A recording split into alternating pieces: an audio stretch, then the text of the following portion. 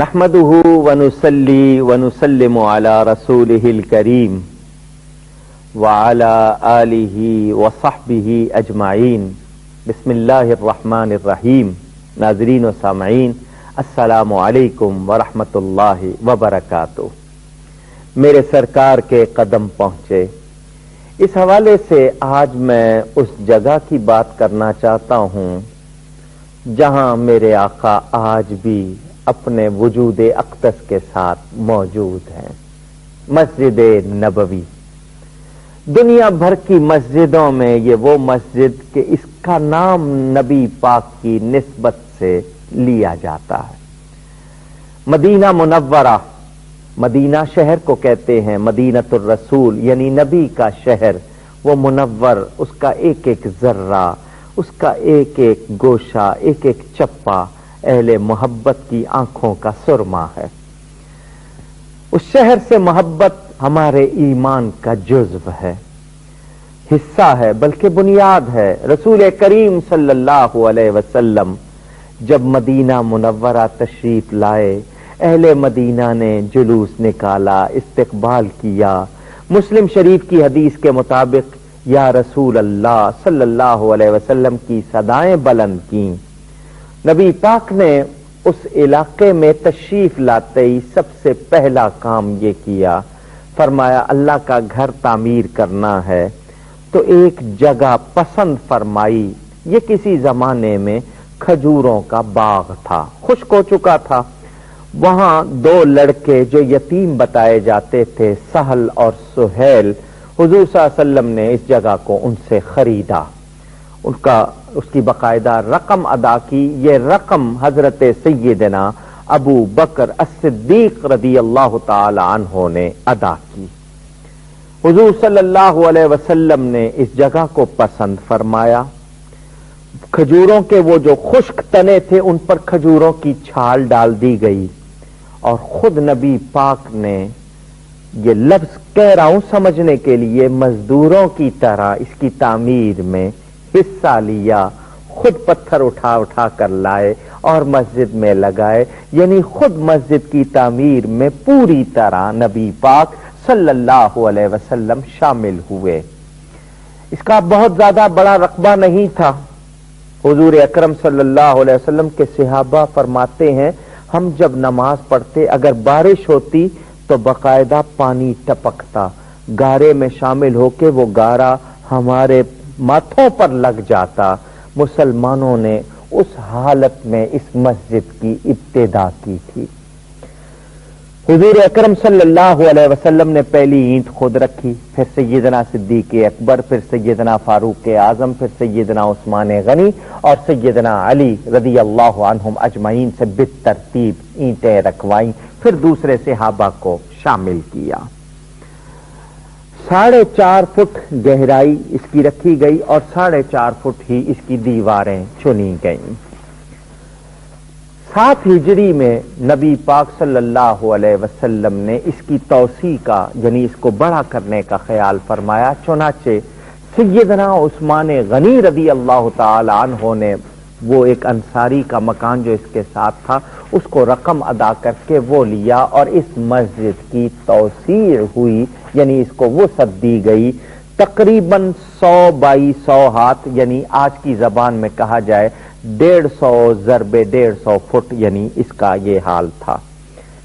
حضور اکرم صلی اللہ علیہ وسلم اور آپ کے صحابہ کرام نے اس مسجد کو آباد بھی کیا اور اس مسجد کی بنیادیں انہوں نے رکھی. اسی مسجد میں مختلف گوشے ہیں.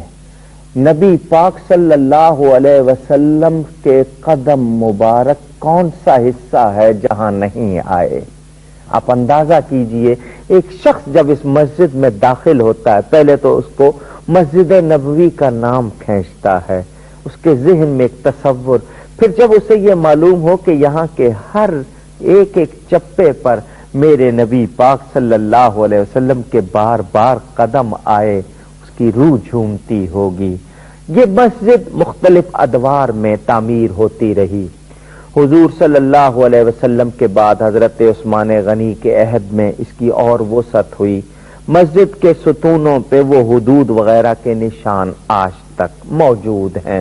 دروازوں میں بھی توسیع ہوتی رہی. پہلے شروع میں صرف 3 دروازے تھے، پھر دروازے بھی اس کے بڑھائے جاتے رہے دائیں بائیں. اسی طرح ولید بن عبد الملک کے زمانے میں توسیع ہوئی. یہ توسیع کا سلسلہ جاری رہا. دنیا کی آبادی بڑھتی رہی، مسلمانوں میں اضافہ ہوتا رہا، محبت والے آتے رہے. اسی طرح یہ ترتیب اور توسیع کا سلسلہ جاری رہا. آخری توسیع جو ابھی حال ہی میں سعودی حکمرانوں نے کی ہے، اس کے بعد اس مسجد میں تقریباً 6.5 لاکھ نمازیوں کی گنجائش ہے. اور دنیا میں ایئر کنڈیشننگ کا سب سے بڑا پلانٹ بھی اسی مسجد کے لیے لگایا گیا ہے. مسجد کی تعمیر میں محبت کا مظاہرہ جس قدر ہو سکا، آپ اس کی ایک ایک چیز کو دیکھیں، اس کی تعمیر میں کس کس طرح خیال رکھا گیا. یہ مسجد دنیا بھر کے زائرین کے لیے پرکشش بھی ہے، اور اس میں ان کی سہولت کے لیے بھی پورا انتظام رکھا گیا. مسجد کا وہ حصہ جو حضور اکرم صلی اللہ علیہ وسلم کے ظاہری زمانہ مبارک میں تھا، اس کا رنگ مختلف. اسی طرح ترکوں کے زمانے کی تعمیر کا رنگ مختلف. پھر جو پہلی توسیع تھی اس کا رنگ مختلف، اور اب جو نئی توسیع ہے اس میں میناروں کا بھی اضافہ ہوا ہے. اور یہ سبز گنبد اور جو پہلے گنبد تھے وہ ترکوں کی عمارت میں، نئی مسجد کے چھت پر نئی طرز کے گنبد وہ ہیں جو ہٹا بھی لیے جاتے ہیں. موسم کے تغیرات کا بھی اس میں پورا خیال رکھا گیا. مسجد کی خطاطی دیکھی جائے یا مسجد میں نصب لائٹیں، یہ تمام اہل محبت کے لیے ایک کشش رکھتی ہیں. یہ نبی پاک سے منسوب جگہ ہے. یہ وہ مسجد ہے جس کے ایک گوشے میں نبی پاک صلی اللہ علیہ وسلم خود آرام فرما ہے. اندازہ کیجئے، کعبہ اللہ کا گھر ہے مگر اللہ اس گھر میں رہتا نہیں کیونکہ وہ مکان سے پاک ہے. یہ مسجد نبوی وہ ہے جہاں میرے نبی کریم صلی اللہ علیہ وسلم کا روضہ اقدس، اور یہ بالکل بلا اختلاف کہ جس گوشے میں نبی پاک کا وجود ہے وہ عرش معلی سے افضل زمین کا ٹکڑا اسی مسجد میں ہے. یہ وہ مقام ہے جہاں 70,000 فرشتہ صبح آتا ہے، 70,000 شام آتا ہے. جو ایک بار آ جائے اس کی قیامت تک باری نہیں آتی. غلاموں کے لیے یہ در ہر وقت کھلا ہے. نبی کے قدم کے برکتیں لینے کے لیے، نبی کے قدم مبارک کی رحمتیں اور سعادتیں لینے کے لیے اہل محبت کشاں کشاں آتے ہیں. اللہ کرے ہم بار بار مدینے جائیں، مدینے جاؤں پھر آؤں، مدینے پھر جاؤں، تمام عمر اسی میں تمام ہو جائے. والسلام علیکم ورحمۃ اللہ وبرکاتہ.